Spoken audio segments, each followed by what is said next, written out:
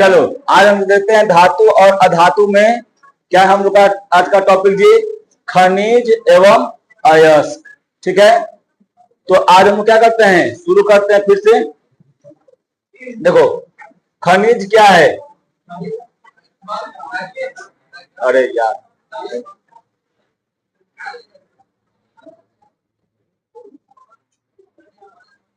अरे गजब हम करते हैं, मतलब यहाँ तो कर रहे हैं तो नहीं कर रहे हैं, वहां पे कर रहे हैं तो कर रहे हैं। देखो बता पहले खनिज क्या है, अभी बताए ना। देखो पृथ्वी के परत पर विद्यमान, विद्यमान का मतलब क्या, मौजूद, क्या होता है जी, मौजूद या उपस्थित धातु युक्त ठोस पदार्थ क्या कहलाता है जी, खनिज कहलाता है ना। देखो उदाहरण के लिए हम लोग जाने तो क्या है जी, सोडियम क्लोराइड एक खनिज है, कैल्शियम कार्बोनेट क्या है जी, खनिज है, और जिंक सल्फाइड क्या है, खनिज है, और लौह सल्फाइड क्या है जी, ये क्या खनिज है। ठीक है, अब देखो भारत में कहां कहां जो है कौन कौन अयस्क जो होता है, सॉरी खनिज जो है वो पाया जाता है उसके बारे में है। तो सोडियम का अयस्क क्या होता है जी, सोडियम का खनिज क्या होता है, बोरेक्स और चिली सल्फेट, ये लद्दाख और कश्मीर वाला एरिया में ज्यादा मिलता है। ठीक है, मैग्नीशियम का होता है डोलोमाइट और मैग्नेसाइट, है ना, ये तमिलनाडु में ज्यादा पाया जाता है। कैल्शियम का होता है जिप्सम, और क्या कहाँ पाया जाता है, राजस्थान, तमिलनाडु, जम्मू कश्मीर में। एल्युमिनियम का क्या होता है जी, बॉक्साइट, है ना। देखो बॉक्साइट क्या होता है, अयस्क भी है और खनिज भी है, समझा। आगे हम लोग पढ़ेंगे क्या कि सभी धातु जो होते हैं, सभी खनिज जो होते हैं अयस्क होते हैं, लेकिन सभी अयस्क जो होता है वो खनिज नहीं होता है। अभी मत करना कि हम यहाँ पे एल्युमिनियम का पढ़ा रहे हैं क्या, खनिज में बॉक्साइड, तो बोलना कि ये तो अयस्क है उसका, है ना। तो ये दोनों हैं। ठीक है, ये कहाँ जाते रहता है, उत्तर प्रदेश, मध्य प्रदेश, उड़ीसा और महाराष्ट्र से ज्यादा प्राप्त होता है। कॉपर कहाँ होता है, कॉपर इसका क्या है खनिज, कॉपर पायराइट और मेलेकाइट, झारखंड, उड़ीसा और मध्य प्रदेश में ज्यादा, है ना। जिंक का क्या होता है, जिंक ब्लेड, समझा, राजस्थान में ज्यादा होता है। आयरन का क्या है जी, हेमेटाइट, झारखंड और कर्नाटक में ज्यादा ये रहता है। बिहार में भाई कहा, बिहार पहले में था, 2000 ईस्वी से पहले था क्या, बिहार में सब पाया जाता था बहुत सारा चीज। जो हेमेटाइट रहता है वो बिहार लिखा रहता, लेकिन तब अलग हो गया झारखंड। बिहार में क्या है, लालू और बालू और आलू, तीन चीज है ना। बिहार में क्या है, लालू बालू आलू, समझा। आई तीनों रहेगा तब काम रहेगा तुम्हारा चालू, समझा। अब आगे देखो अयस्क, ठीक है, जिस खनिज में प्रचुर मात्रा में धातु विद्यमान रहता है। देखो जौन खनिज में ज्यादा मात्रा में क्या रहेगा जी, धातु रहेगा, है ना। जौन खनिज में ज्यादा मात्रा में धातु रहेगा और वो धातु से देखो और उसको, यानी उसको हम क्या कर सकते हैं, कम खर्चा पे और आसान विधि से क्या कर सकते हैं, धातु को ओकरा से हम अलग कर सकते हैं, उसे हम लोग क्या कहते हैं, अयस्क कहते हैं, समझा। खनिज में क्या होता है जी, धातु ज्यादा मात्रा में विद्यमान रहेगा और ओकरा से हम लोग आसानी से क्या कर सकते हैं, आसानी से उसको हम लोग निकाल सकते हैं, धातु को आसानी से निकाल सकते हैं, उसको हम लोग क्या कहते हैं, क्या कहते हैं, उसको अयस्क कहते हैं। जैसे में देखो यहाँ पर क्या है, बॉक्साइड है, तो बॉक्साइड किसका अयस्क है जी, एल्युमिनियम का अयस्क है ना, अभी ना बताए थे। अब उसके बाद देखो इनमें बॉक्साइड से ही एल्युमिनियम धातु सरलता से और कम खर्चा में क्या होता है जी, प्राप्त कर लिया जाता है।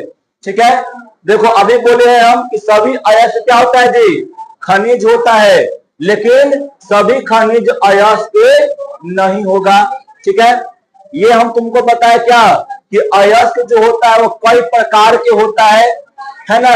अयस्क जो होता है ऑक्साइड के रूप में भी रहता है, सल्फाइड के रूप में भी रहता है, कार्बोनेट के रूप में भी रहता है, और क्या जी, हैलाइड के रूप में, हैलाइड के रूप में भी रहता है और फॉस्फेट के रूप में रहता है। देखो जो ऑक्साइड के रूप में रहता है, जिसका कौन कौन सा तत्व का ऑक्साइड के रूप में रहता है, तो यहाँ पर देवल है copper, aluminium, zinc, tin, iron, इस सबके। सल्फाइड के रूप में कौन कौन सा तत्व का रहता है, तो copper, silver, zinc, mercury, lead, iron. Carbonate के रूप में तो sodium, copper, calcium, magnesium, zinc, lead, iron, है ना। हैलाइड के रूप में कौन कौन सा अयस्क रहता है, तो क्या है, कैल्शियम, सिल्वर, हैलाइड, है ना। ये सब के रूप में कौन आता है, कैल्शियम और सिल्वर के रूप में रहता है। इन ये तत्व का जो अयस्क होता है वो इसके रूप में रहता है, हैलाइड के रूप में। फॉस्फेट यानी कैल्शियम का जो एक सिद्ध का है, कैल्शियम जो है उसका अयस्क जो होता है वो फॉस्फेट के रूप में भी रहता है। ठीक है, अब देखो यहाँ पर अगर धातु कर्म, तो यहाँ पर हम सिंपल भाषा में बोल सकते हैं कि धातु कर्म किसे कहते हैं। एकदम सिंपल भाषा में बोल सकते हैं कि क्या होता है जी, अयस्क से धातु को प्राप्त करने की विधि को हम लोग क्या कहते हैं जी, धातु कर्म कहते हैं, है ना। यानी अयस्क से धातु प्राप्त करने की प्रक्रिया को क्या कहते हैं, धातु कर्म कहते हैं। कोई दिक्कत इसमें, बोलो। अब देखो धातु कर्म में बहुत सारा पद का मतलब क्या, बहुत सारा कुछ अशुद्धियां होती हैं और कुछ क्या होता है जो प्रक्रिया होता है। जैसे मैं यहाँ पर गैंग देखो, जैसे नहीं होता है कि मान लो मिट्टी से तुम एल्युमिनियम लिया, तब मिट्टी से एल्युमिनियम आ रहा तो हो सकता है कि मिट्टी भी मिल जाए, है ना। कुछ अलग अगर मान लो समुद्री इलाका से ले रहा है कुछ अयस्क को, तो हो सकता है जो में सोडियम में क्या बोलते हैं, लवण में मिल रहा है, नमक में मिल रहा है, कुछ मिट्टी मिल रहा है, कुछ और हो सकता है कंकड़ बालू, सब कुछ मिल रहेगा, है ना। तो ये सब क्या होता है, यही सब गैंग होता है। ठीक है, फिर अयस्क का सांद्रण होता है, तो अयस्क को क्या करते हैं, सांद्रित करके धातु को प्राप्त करते हैं। निष्पादन एगो प्रक्रिया है, निष्पादन के द्वारा धातु को प्राप्त करते हैं। फिर भर्जन है, ये सब क्या है, प्रक्रिया है। गालक है, फिर क्या है, धातु मल और प्रगलन है। एक में से देखो ये वाला, ये और ये बहुत इंपॉर्टेंट है ना। एक में से इस पद में से 1 2 3 ये बहुत इंपॉर्टेंट है। कभी कभी ये क्या है जी, कभी कभी ये, तो ये तीनों जो होता है हर एक साल बीच करके या 2 साल बीच करके, ये तीनों में से कोई ना कोई एगो आते रहता है ना। तो तीनों को हम लोग बहुत बढ़िया से देखेंगे। अब क्या है जी, गैंग क्या है, गैंग। गैंग क्या होता है उसके बारे में हम देखेंगे। अब ये नहीं, गैंग का मतलब है रविकांत जो है, रविकांत नाम है, रविकांत नाम है, रविकांत नाम है, हाँ जी नाम श्रीकांत ना रविकांत। तो देखो रविकांत जो है गैंग के बारे में समझेगा क्या, बंदूक लाओ और है ना, गैंगस्टर बनेगा, जाएगा शर्मिला पर, क्या जाएगा शर्मिला पर, पढ़ा है गैंग, ले जाएगा गैंग और लड़ेगा। आयकर बेचारा के कोई उड़ने से पगला बैठा रहेगा और मार के कर माथा फोड़ देगा। एक पूरा गैंग क्या हो जाएगा, टूट जाएगा, डॉक्टर का फायदा हो जाएगा। मतलब तो कहना क्या चाहता है, तोरे कहते हो आए। तो अब देखो मेन मान लो कि रोनिया मोड़ पर होगा, तो भीड़ उधरे से ना पड़ेगा। चलो इसके बाद देखो गैंग क्या होता है। मेरा जो है नहीं बड़ा खराब है, फिक्स नहीं करता है। देखो पृथ्वी की परत से प्राप्त अयस्क में कई अवांछनीय मतलब क्या, बहुत सारा कचरा मतलब पदार्थ होता है। जैसे में कौन, बालू, कंकड़, मिट्टी का टुकड़ा, ये सब मतलब मिश्रित रहता है। और इन सभी पदार्थों को हम क्या करते हैं, गैंग। गैंग कहने दो, गैंग अगर तुमसे पूछे तो सीधे लिख देना क्या है कि पृथ्वी के सतह से प्राप्त अयस्क में बहुत सारे कचरा पदार्थ भी लिख सकता है या अवांछनीय पदार्थ भी लिख सकता है ना। जैसे में करके लिख देना कौन, बालू, कंकड़ और मिट्टी का कुछ टुकड़ा, है ना। ये सब प्राप्त रहता है, इसी सब ये सब मिला हुआ रहता है, और इन्हीं सब को क्या कहते हैं हम लोग, गैंग कहते हैं, है ना।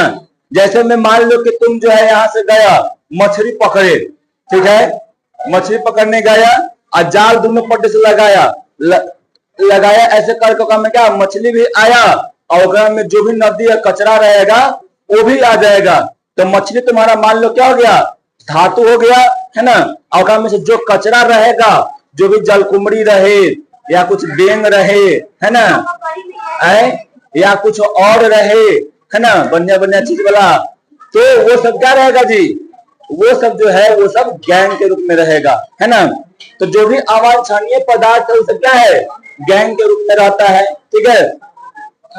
अब देखो इन सभी अवांछनीय पदार्थों को धातु से निष्कासन के पूर्व मतलब पहले, है ना, अयस्क से दूर किया जाता है। देखो धातु को निकालने से पहले कचरों को निकाला जाता है, ठीक है।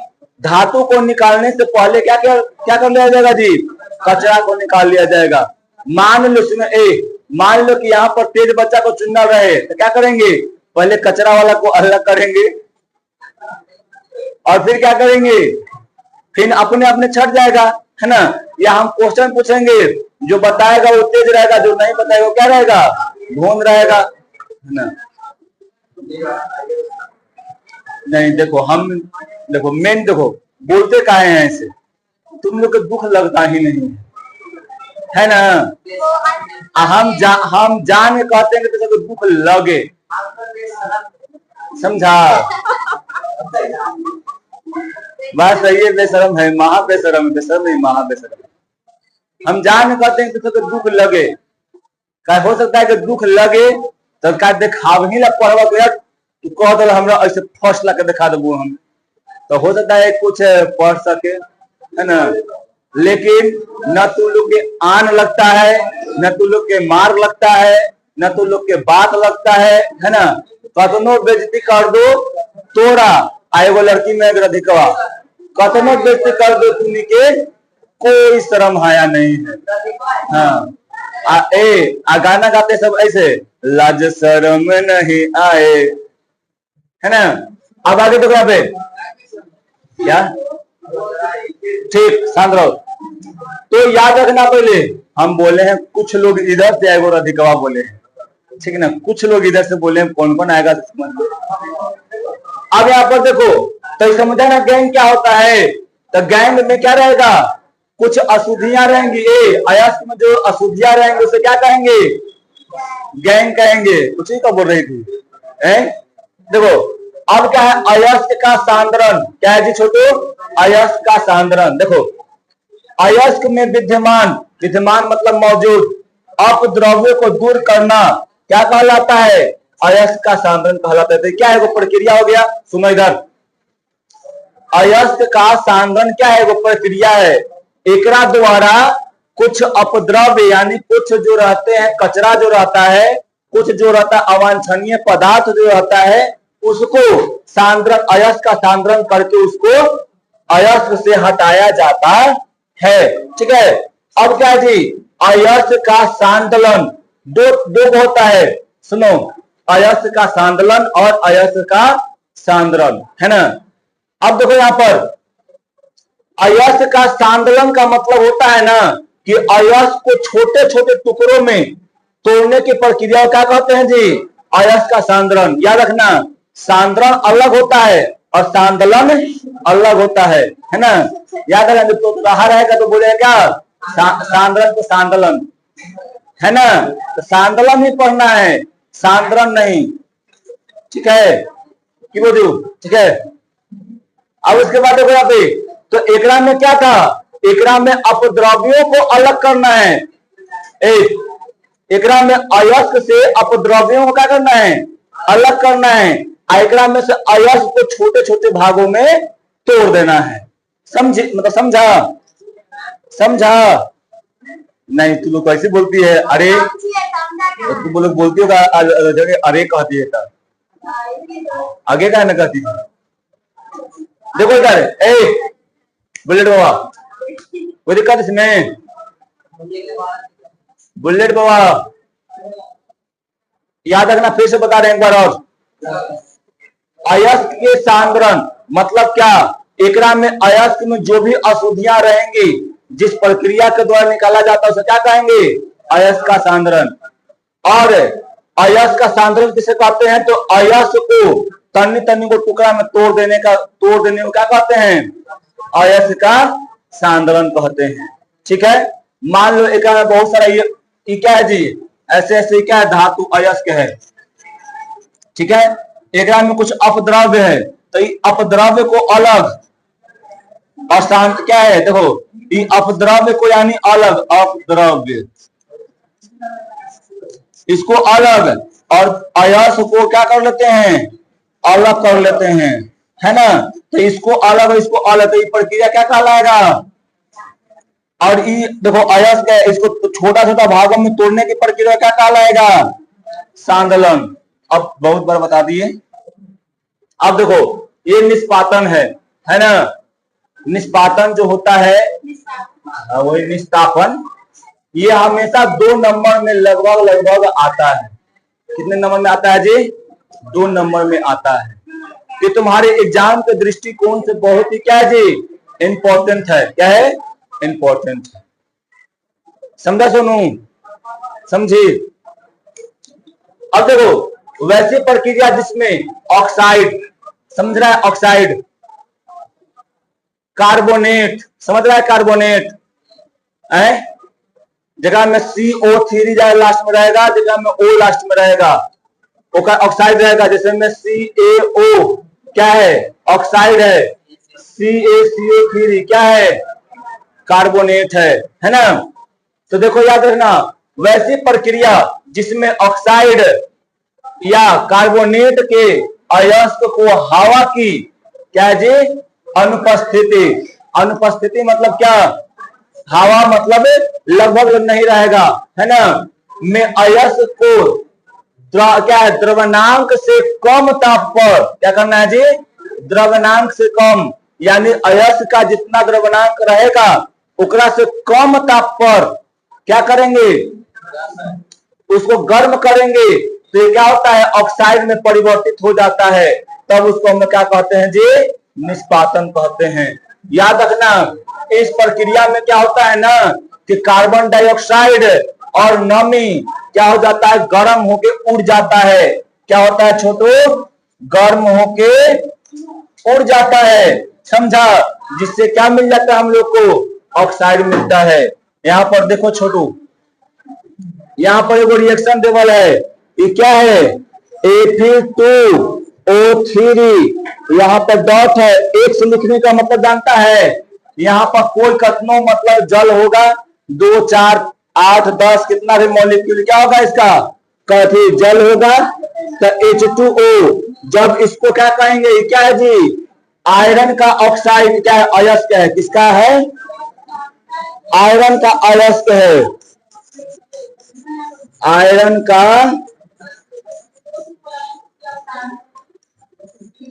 का अयस्क है ना। जब इसको हम लोग गर्म करेंगे, देखा में से क्या निकल जाएगा? अलग हो जाएगा, पानी अलग हो जाएगा। क्या हो जाएगा छोटू? पानी अलग हो जाएगा, और पानी अलग होकर क्या हो जाएगा? ये ऑक्साइड के रूप में बदल गया ना। फेरस ऑक्साइड हो गया ना। बोलो, कोई दिक्कत इसमें नहीं ना? तो क्या बोले? निष्पातन वाला प्रक्रिया में क्या बोले जी? बताओ। निष्पादन वाला प्रक्रिया में यही हम बोले कि यहाँ पे बहुत सारा क्या रहेगा छोटू? यहाँ बहुत सारा अयस्क रहेगा, समझा?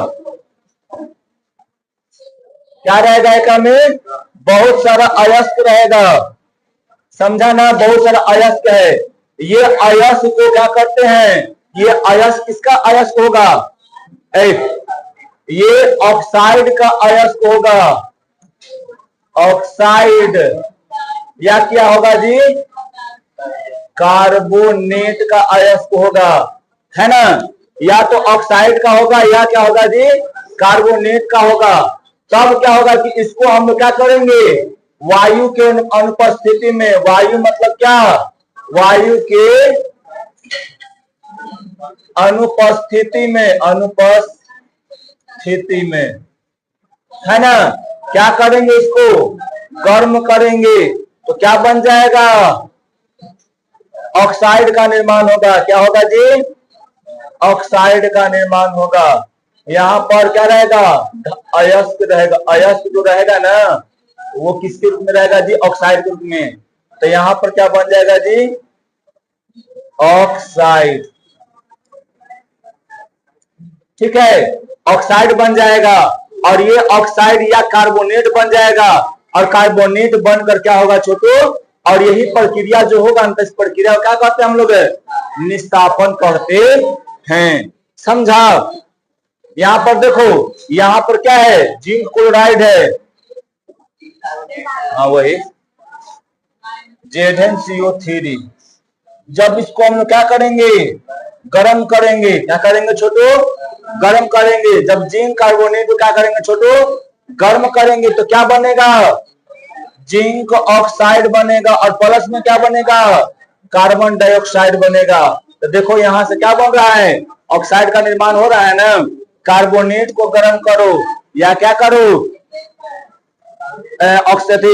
ऑक्साइड को गर्म करो। ऑक्साइड हम कौन लिए थे अभी, Fe2O3 H2O, है ना। जब इसको गर्म कर रहे तो जल क्या हो रहा था, बाहर, और क्या बन रहा था, Fe2O3 बन रहा था। समझा।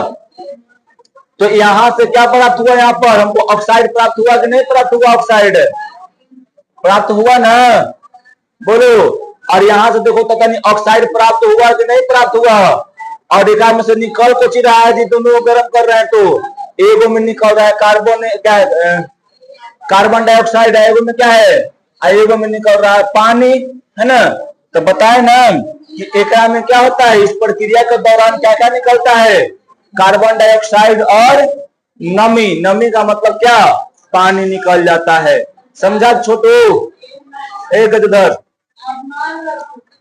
अभी हो गया, समझ गए। निष्पादन समझ में आया ना, निष्पादन समझ में आया ना, कि एक में ऑक्साइड के अयस्क को क्या कहते हैं हम लोग, अयस्क को क्या करते हैं हम लोग, वायु के अनुपस्थिति में जब हम लोग क्या करते हैं, गर्म करते हैं। कितना पर, द्रव्यमानांक से, यानी जितना अयस्क का द्रव्यमानांक रहेगा ना होगा से कम ताप पर क्या करेंगे जी, गर्म करेंगे। तब क्या मिल जाएगा हमको, ऑक्साइड मिल जाएगा। और में से क्या निकल जाएगा, पानी चाहे कार्बन डाइऑक्साइड निकल जाएगा। इस प्रक्रिया को हम लोग क्या कहते हैं, निस्तापन। अब है भर्जन, है ना। तो ये भी बहुत इंपॉर्टेंट है एग्जाम के लिए। ये देखो, ओकरा में क्या होता था, ओकरा में वायु के अनुपस्थिति रहता था, एकरा में वायु के उपस्थिति रहेगा। ओकरा में जो ताप था ना, ताप द्रव्यमानांक से कम ताप था, एकरा में क्या रहेगा जी, ताप ज्यादा। ओकर जस्ट ये क्या होता है, उल्टा रहता है लगभग। देखो ओकरा में जो हो रहा था, ओकरा में जो हो रहा था, क्या हो रहा था, ऑक्साइड या कार्बोनेट के अयस्क मतलब टूट रहे थे। और एकरा में जो होगा वो क्या टूटेगा, सल्फाइड के अयस्क टूटेंगे, है ना। सल्फाइड के अयस्क टूट के क्या बनाएगा जी, ऑक्साइड का निर्माण करेगा। समझा, कोई दिक्कत है। अब देखो, सल्फाइड अयस्क को वायु की उपस्थिति में तीव्रता मतलब क्या, यानी मतलब जितना ज्यादा, मतलब उसे क्या करेंगे उसको, जितना मतलब ज्यादा मतलब हीट करेंगे, है ना। यानी गर्म करके धातु को ऑक्साइड में परिवर्तित करने की प्रक्रिया को क्या कहते हैं छोटू, भर्जन कहते हैं। यानी जो भी ऑक्साइड, जैसे देखो ये क्या है, ऑक्साइड का अयस्क है ना, सॉरी आयरन में सल्फाइड का अयस्क है ना। सल्फाइड के अयस्क जो होते हैं वो किसके साथ, वायु के उपस्थिति में जब इसके साथ गर्म करेंगे, ज्यादा तापमान पर क्या करेंगे जी, गर्म करेंगे, तब क्या हो जाएगा, यहां से जो एस है ना, ये हल्का वायु के साथ मिलेगा और क्या बना देगा, सल्फर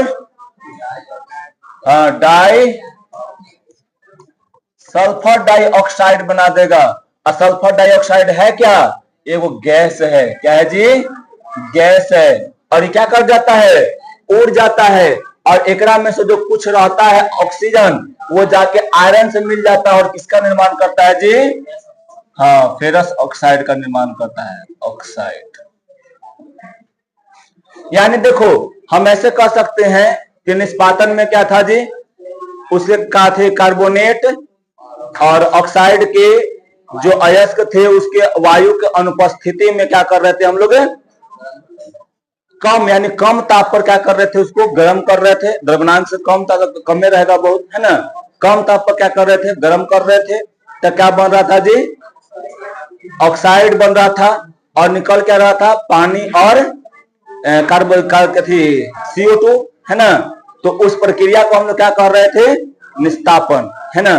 और एकरा में क्या है कि सल्फाइड के अयस्क को वायु की उपस्थिति में क्या करेंगे, गर्म करेंगे तीव्रता से, यानी ज्यादा मतलब तापमान पर गर्म करेंगे तो क्या बन जाएगा छोटू, ऑक्साइड बनेगा, है ना। और में से जो भी रहेगा सल्फाइड वो निकल जाएगा। तो इस प्रक्रिया को हम लोग क्या कहते हैं छोटू, भर्जन कहते हैं। ये भी 2 नंबर में आता है, समझा। 2 नंबर में आता है, ये लिख के अगर ये वाला पूरा लिख देगा ना तो 1 नंबर, आधा नंबर का इतने को निकालने का भी नंबर उसको हक नहीं रहेगा, ठीक है। अब क्या है जी, अब हम लोग पढ़े क्या, गालक। तो देखो गालक वह पदार्थ है जिसे निस्तापन या भर्जित अवस्था, भर्जित अयस्क एवं कोक के साथ मिश्रित कर, क्या होता है जी, मिश्रित कर मिश्रण को गर्म किया जाता है। ऐसे करने पर अयस्क में विद्यमान जो अगलनीय, देखो गालक जो है ना एक ऐसा पदार्थ है जब हम लोग भर्जन करते हैं या निस्तापन करते हैं तब जो होता है ना ओकरा में वो गालक जो होता है ओकरा में मिला दिया जाता है, समझा। तो मान लो कि बहुत सारा ऐसा भी पदार्थ होता है जो गलता नहीं है। अब मान लो कि निस्तापन में कम ताप दे रहे थे तो गलेगा नहीं, भर्जन में तो था ज्यादा ताप देते तो मान से तो हो सकता है गल जाता है, लेकिन कुछ कुछ ऐसा भी पदार्थ जो होता है कि ज्यादा तापमान पर वो गलता नहीं है, तो वही होता है गालक। तो गालक को क्या करते हैं, उसको मिला देते हैं और जैसे ही मिलाएंगे तो जो न भी गलने वाला पदार्थ होगा, जो अगलनीय पदार्थ होगा उसको भी वो गला देगा, है ना। और अगलनीय पदार्थ क्या कर देगा जी, वो मतलब दूर कर देगा, समझा। और दूर कर देगा तो इस प्रक्रिया क्या कहेंगे, गालक, सॉरी उस जो मतलब जो डालेंगे ना, प्रक्रिया नहीं है, जिसको डालेंगे ना हम लोग, जैसे मान लो यहाँ पे यहाँ पर मतलब कोई किसी चीज का अयस्क रखा हुआ है, ठीक है। देखा बहुत सारा ऐसा भी पदार्थ जो होगा जो अगलनीय होगा। अगलनीय का मतलब क्या, जो गलेगा नहीं। अब एकरा में ऊपर से क्या डालेंगे, गालक को डालेंगे। तो गालक क्या रहेगा, वो पदार्थ रहेगा, क्या रहेगा जी, पदार्थ रहेगा। एकरा में जैसे ही डालेंगे वो क्या करेगा, उसको गलाएगा और जो भी वो अशुद्धि यानी अपद्रव्य जो भी अशुद्धि रहेगा वो अशुद्धि को क्या करेगा जी, दूर करने का काम करता है, ठीक है। अब देखो निस्तापन और भर्जन में क्या अंतर है। तो यहाँ पर कुछ नहीं किए हैं, निस्तापन में क्या लिख दिए हैं, डिफिनीशन, परिभाषा। आई पर क्या लिख दिए हैं, भर्जन का परिभाषा लिख दिए हैं, समझा ना। अब फिर क्या किए, एगो उदाहरण तो दिए इधर, एगो उदाहरण दिए इधर।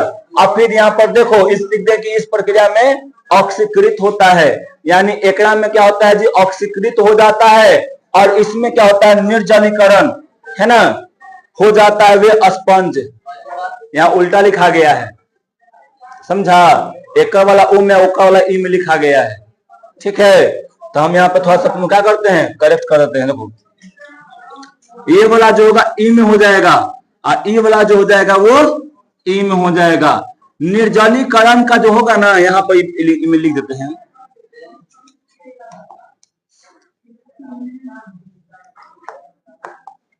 देखो यानी निष्पादन में इस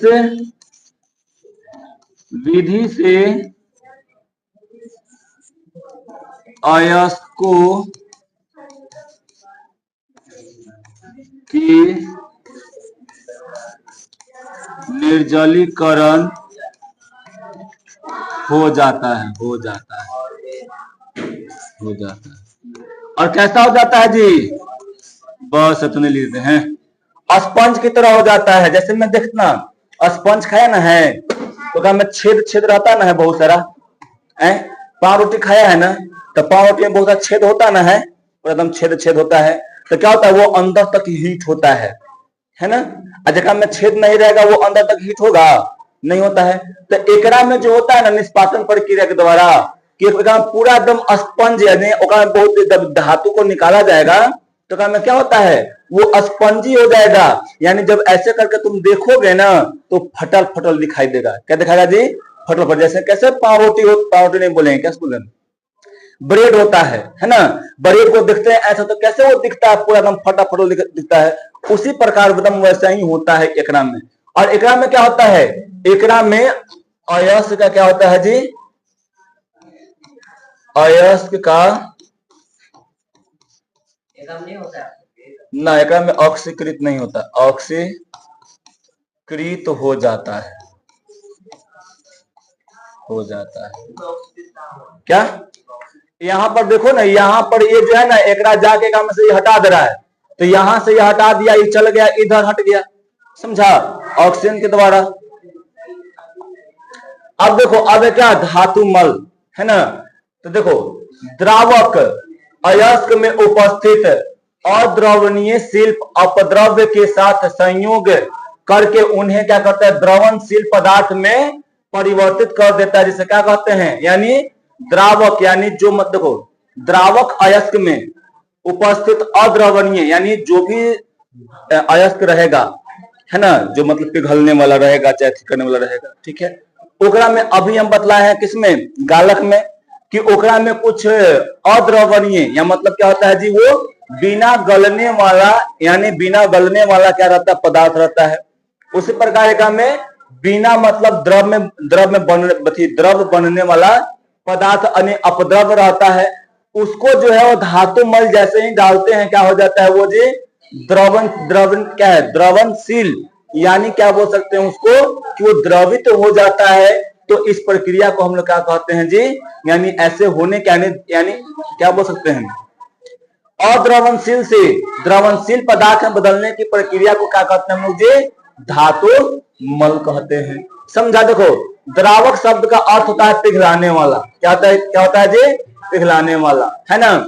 यानी धातु मल जो होता है द्रावक अयस्क में उपस्थित है, यानी जो भी एकरा में क्या रहेगा, जो भी एकरा में नहीं गलने वाला जो अपद्रव रहेगा, अपद्रव यानी जो कचरा रहेगा है ना, उसको ये क्या करता है धातु मल जी, वो गलाकर द्रव के रूप में बदल देता है, ठीक है। उसे क्या कहते हैं हम लोग, धातु मल कहते हैं। देखो धातु मल होने के धातु मल हल्का होने के कारण क्या है, धातु मल पिघली हुई धातु के ऊपर तैरने लगता है ना। धातु मल क्या होता है, एकदम हल्का होता है, एकदम हल्का, जिसके कारण क्या होता है कि जैसे में डालेंगे ना अपद्रव में, तो जैसे वो क्या होने लगा जी, होने लगेगा मतलब द्रव के रूप में बदल जाएगा। यानी अद्रवणीयशील पदार्थ में डालेंगे यानी अपद्रव में डालेंगे तो क्या हो जाएगा, वो मतलब द्रव हो जाएगा, और द्रव हो जाएगा तो क्या मतलब तैरने लगेगा, है ना। तो जो धातु मल होता है ये बहुत क्या रहता है, बहुत ही हल्का होता है, जिसके कारण ये ऊपर आ जाता है, और ऊपर आ जाएगा तो फिर क्या कर लेंगे, उसको हम लोग छांट लेते हैं, उसको मतलब काट लेते हैं, उसको मतलब हटा लेते हैं, ठीक है। देखो सिलिका क्या है, SiO2 या फास्फोरस पेंटासाइड जैसे अम्लीय अपद्रव को धातु के ऑक्साइड से दूर करने के लिए कैल्शियम ऑक्साइड जैसे भास्मिक द्रावक का उपयोग करते हैं। देखो यानी मान लो कि एकरा में क्या है जी, एक सिलिका है, क्या है जी छोटू, सिलिका, यह कैसा है, ये अद्रवणीय पदार्थ है, क्या जी, अद्रवणीय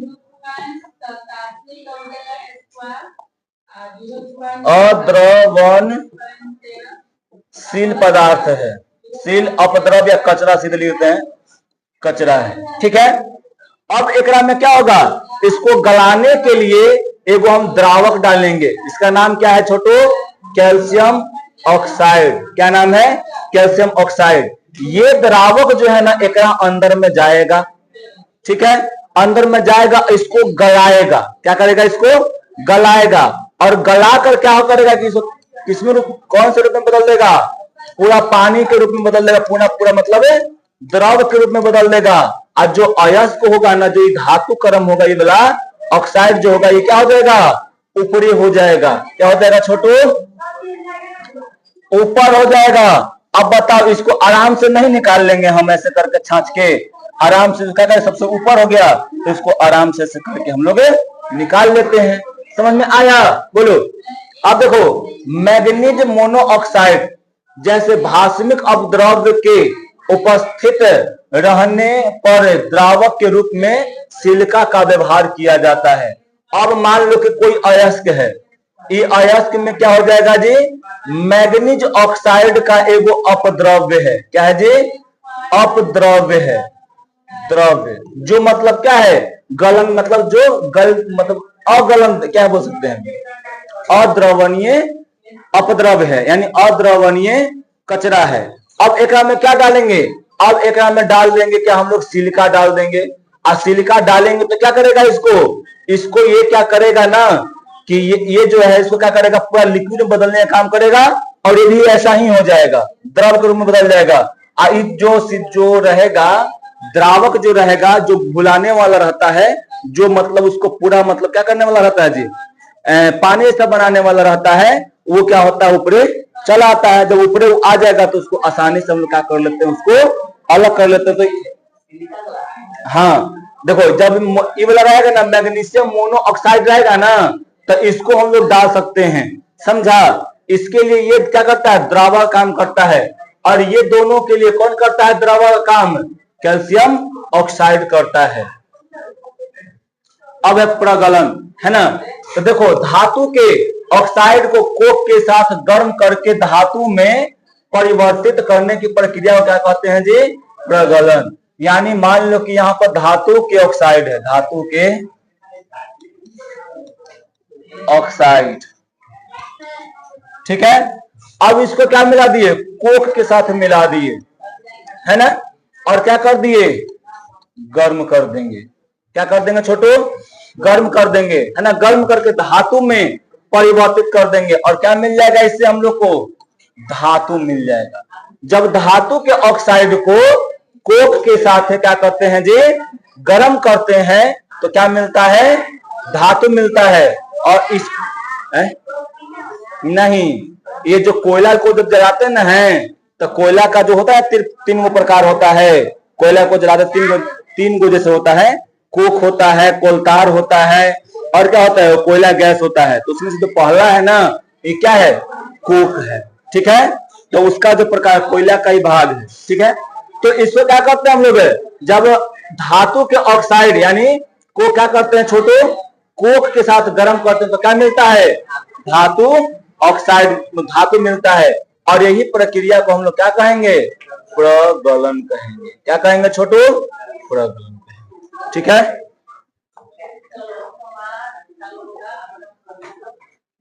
चलो ये धातु के सिद्धांत पढ़ते हैं हम लोग अभी। अब देखो, अब क्या है जी? धातु के सिद्धांत लास्ट है, बस 4 मिनट और। अयस्क से धातु के निष्कासन की प्रक्रिया उस धातु की क्रिया क्या है? क्रियाशीलता पर निर्भर करता है। देखो, कोई भी धातु का जो निष्कासन, हम कोई भी अयस्क से धातु को निष्कासन करते हैं, तो उसे क्रियाशीलता पर भी निर्भर करता है, तो कितना ज्यादा क्रियाशील तत्व है। तो याद रखना, ये क्या है? पोटेशियम, सोडियम, कैल्शियम, मैग्नीशियम, ये सब जो होते हैं क्रियाशीलता की श्रेणी में सबसे आगे आता है। और ये सबसे आगे आएगा तो ये मुक्त अवस्था में तो रहेगा नहीं, एक रहेगा तो कोई ना कोई के साथ अभिक्रिया कर ले रहेगा ये, है ना। तो इन्हें द्रवित अयस्क पहले तो क्या बनाते हैं? द्रव के रूप में बनाते हैं। जो भी ये सब रहते हैं, इन सभी को क्या करते हैं जी? द्रव के रूप में बदलते हैं। हाँ, ठोस रूप में रहेगा। सब क्या करेंगे? द्रव के रूप में पहले बदलेंगे, और बस क्या करेंगे? विद्युत धारा प्रवाहित कर देंगे, तब विद्युत अपघटन होगा। जब विद्युत धारा प्रवाहित करेंगे तो क्या होगा? विद्युत अपघटन होगा। और फिर क्या हो जाएगा जी छोटू? यहां से तुमको क्या मिल जाएगा? धातु जो अलग हो जाएगा और जो भी एक में अशुद्धियां रहेंगी वो अशुद्धियां अलग हो जाती हैं। फिर क्या है कि जैसे में देखो ये सब है जिंक, लोहा और क्या है प्लेटिनियम है ना, सॉरी लेड है ना। ये क्रियाशीलता के श्रेणी में मध्य श्रेणी में आता है। मतलब यहाँ शुरू करे तो सबसे ऊपर कौन था, पोटेशियम सब था, उसका बीच में कौन है, जिंक है, आयरन है और हाँ लेड है। ठीक है, तो इन धातुओं को उनके सल्फाइड या कार्बोनेट अयस्क से निष्पादन, याद रखना जिंक को, लोहा को और लेड को क्या करते हैं, निस्तापन और भर्जन प्रक्रिया के द्वारा क्या करते हैं छोटो, प्राप्त करते हैं। आइए सब जो देखो यहाँ पर लो क्या है, एजी प्लेटिनियम और कॉपर, ये क्रियाशीलता का श्रेणी में क्या आता है जी, सबसे नीचे आता है, यानी ये सबसे कम क्रियाशील होता है। इन धातुओं को किससे कहा जाता है जी, भर्जन के द्वारा प्राप्त किया जाता है। याद रहेगा ना, जो ज्यादा क्रियाशील होगा तो बस क्या कर दो उसको जी, थोड़ा सा उसको गर्म कर दो तो क्या हो जाता है वो, यानी सॉरी गर्म नहीं करते हैं, जो ज्यादा क्रियाशील रहता है उसको द्रव के रूप में ला दो और ला कर क्या कर दो उसको छोटो विद्युत धारा प्रवाहित कर दो, विद्युत अपघटन होगा, सोडियम अलग हो जाएगा, जो मान लो कैल्शियम रहेगा तो कैल्शियम अलग, सॉरी क्लोरीन रहेगा तो क्लोरीन अलग हो जाएगा। फिर उसके बाद क्या था, यहाँ पर जिंक, आयरन, लोहा, ये दोनों प्रक्रिया से निकल सकता है, निष्पादन और भर्जन। और ये सब जो है वो क्या है जी, ये सब जो होता है वो भर्जन की प्रक्रिया से निकलता है ना। कोई दिक्कत?